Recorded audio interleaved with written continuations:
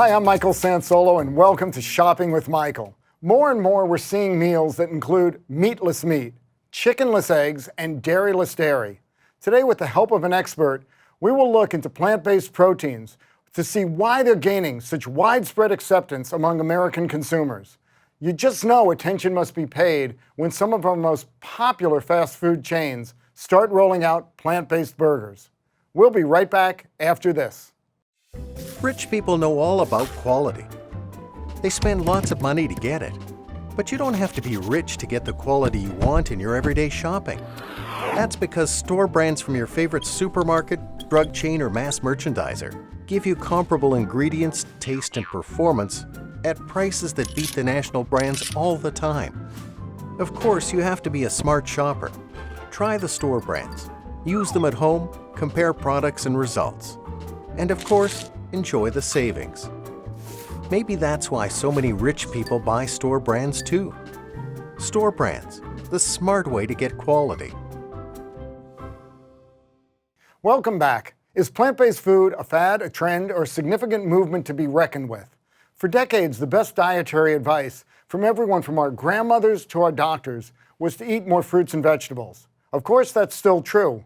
Then adding whole grains became just as important. And now some experts are advising us to restrict or forgo meat and double down on legumes, nuts, and seeds, as well as cauliflower, jackfruit, lentils, and chickpeas, even algae. What does it all mean? Well, we have our own expert here to tell us. Dr. Kantha Shelke is the founder and principal of Corvus Blue, a food science and research firm that helps companies develop foods that, as she says, are honestly healthful. Kantha, a professor at Johns Hopkins, says her work is at the intersection of science and business to maximize opportunity and minimize risk for healthful foods and ingredients. Kantha, welcome to Shopping with Michael. And let's start with an easy question. What is plant-based food? Thank you, Michael. Plant-based is anything that comes from a plant. So nuts, fruits, vegetables, seeds, anything that grows on the ground. But we've been eating that forever. So what's all this excitement about these new plant-based foods? It seems to be a whole new category, if we could say that. Yes. Science and technology has done something remarkable. So we now have a way to make meat, milk, dairy products, etc., that used to come from animals, from plants. They look like, feel like, taste like, and give you the satisfaction of everything that you would get from a meat, milk, or cheese or butter, but without any animal involved. I mean, it is incredible. And I have tried some of these products. And as you say, they give you the feel, they give you the smell. Like if you're eating a plant-based burger, you would swear you are eating regular ground beef. What is the new science? Is it new technology that has enabled this? What is going on here exactly? It's a combination of science and technology. So it's protein technology. It's the ability to make from plants things that we only expected from chicken and meat before. So it's that chewiness, the texture, the flavor, etc. All of that put together now gives you the satisfaction of eating without the cost, without any of the other ills that may be associated with it, or if you've got a philosophy, or if you just want a variety. It's great. So these products are not just for vegetarians or vegans. This is for people like me who eat pretty much everything. It's to become a part of my diet.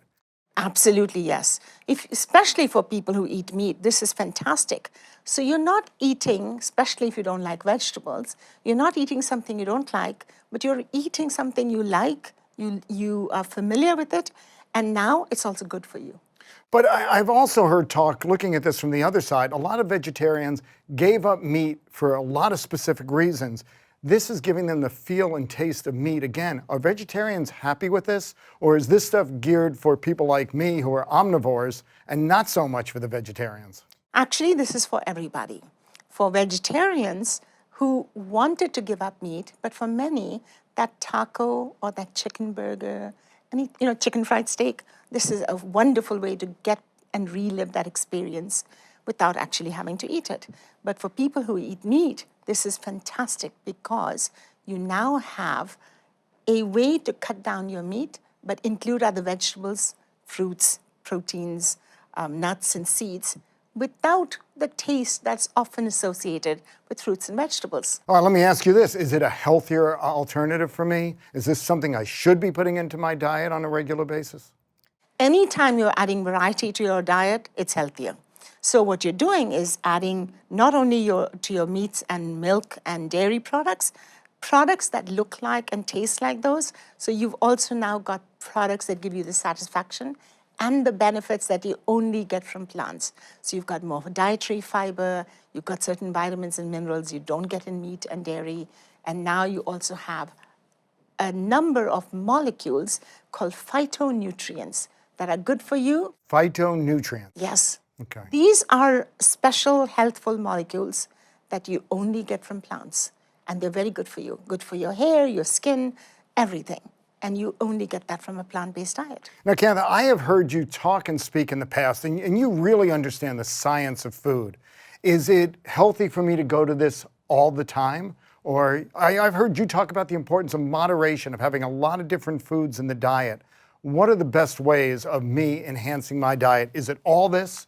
Is it a mix of my usual meats and poultries and whatever, and vegetables? How should I approach things? I think Cookie Monster said it best. Just like cookies are a sometimes food, every food is a sometimes food. So don't go overboard on anything. Include a variety. When you include a variety, you don't run the risk of overindulging or over missing out on anything. So you've got a little bit of everything.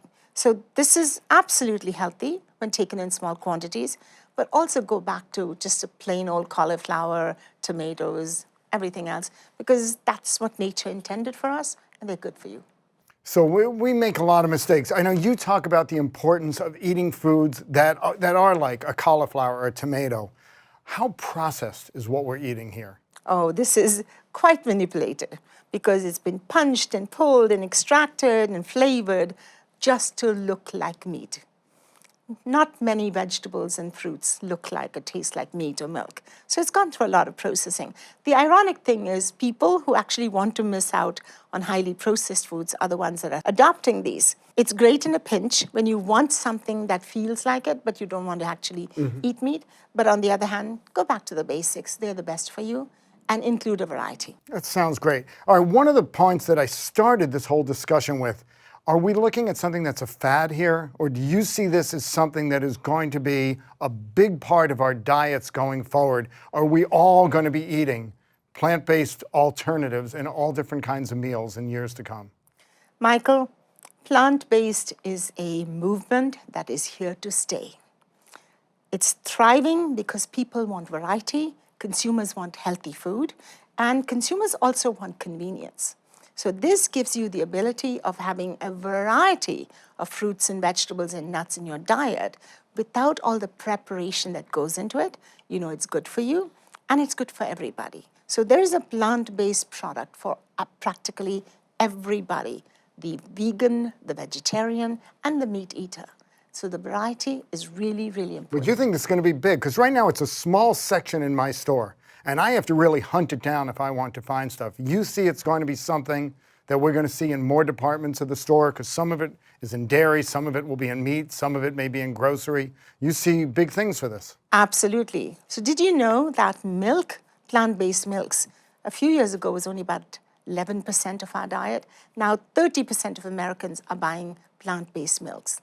All right, let's talk more about that. We're going to be right back to talk a whole lot more about plant-based foods.